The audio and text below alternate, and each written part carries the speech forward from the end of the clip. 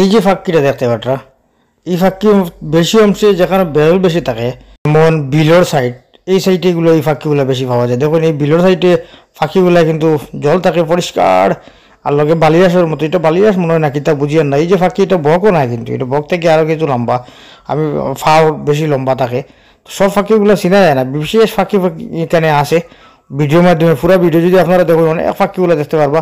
এগুলো মানে আল্লাহ সুবহানাহু ওয়া তাআলা কত জিনিস বানাইছেন, কত কুদরতি জিনিস, দেখার মতো জিনিস। এক একটা ফাঁকি দেখলে মানে আনন্দ লাগে এত বেশি আর কি, অত ভালো লাগে আর কি, যার কোনো হওয়ার মতো না। এত সুন্দর আল্লাহ কত জিনিস বানাইছেন এই পৃথিবীতে দেখার মতো।